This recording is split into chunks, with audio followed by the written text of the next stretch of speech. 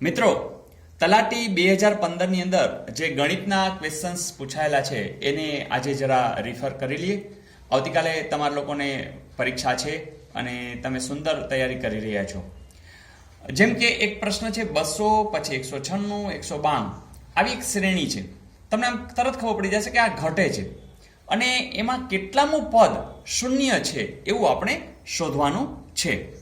મિત્રો, એક સરસ મજાનું સૂત્ર છે જે nમું પદ શોધવા માટે tn એટલે ટર્મ એટલે nમું પદ શોધવું હોય તો a એટલે કે પહેલું પદ અને જે nમું પદ છે એ n - 1 અને d એટલે ડિફરન્સ.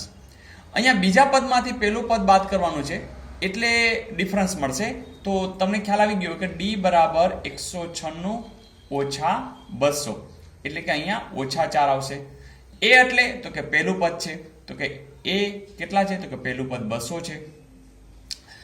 તમને એ પણ કીધું કે nમું પદ છે એ શૂન્ય છે એટલે કે તમને tn પણ તમે જાણો છો.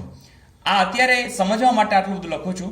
તમારે પેપરની અંદર તો ફટાફટ ખાલી આ સૂત્રના આધારે સીધું આગળ વધવાનું.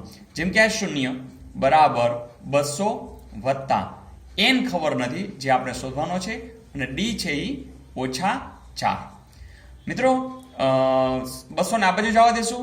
-200 બરાબર -4n વત્તા 4.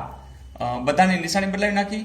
200 બરાબર 4n ઓછા 4. -4 ને આ બાજુ લઈ આવશું. 200 ને 4 બરાબર 4n એટલે કે જો n ગોતો હોય તો 4 ગુણાકારમાં છે, આ બાજુ જશે તો ભાગાકારમાં એટલે કે આવશે 5 × 24 અને 51. Is it okay? મિત્રો, અહીં બીજો પ્રશ્ન છે px એટલે x ની એક બહુપદી આપેલ છે જેનું શૂન્ય આપણે શોધવાનું છે. એટલે કે એવી કઈ x ની કિંમત છે કે જ્યાં આખી આ બહુપદી છે એ શૂન્ય થાય. એનો અર્થ કે તમને શૂન્ય અહીંયા આપી દીધો છે કે px છે એની કિંમત શૂન્ય છે. આ દાખલો એકદમ સિમ્પલ છે. ખાલી અહીંયા px ની જગ્યાએ શૂન્ય મૂકો, x ની કિંમત શોધો. x ને એકલો કરવા માટે -6 આ બાજુ જશે, કેવા થઈ જશે વત્તા, અને આ તગડો છે એ ગુણાકારમાં છે એ ક્યાં જશે છેદમાં એટલે કે તમને જવાબ મળશે 2.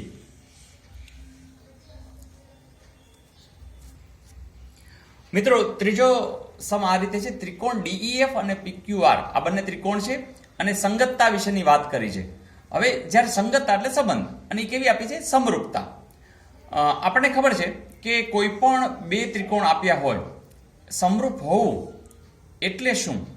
તો આ D, E અને F આના સમૂહનો જોવું. અહીંયા જે સંગતતા હોય ને એ લખવાની. તો D, E, F એટલે પહેલું, બીજું, ત્રીજું એ રીતે એની જગ્યાએ તમને સમજાય એટલે અહીં Q, E ની જગ્યાએ P અને R આ રીતે લઈ શકો. હવે સમરૂપતા માટેનો નિયમ એ છે કે તમે એની જે બાજુઓ છે એ એના સમપ્રમાણમાં હશે. સમપ્રમાણમાં એટલે શું કે આના છેદમાં આ બાજુ બરાબર આના છેદમાં આ બાજુ બરાબર આના છેદમાં આ બાજુ થાય. આપણને કઈ કઈ બાજુ આપી છે?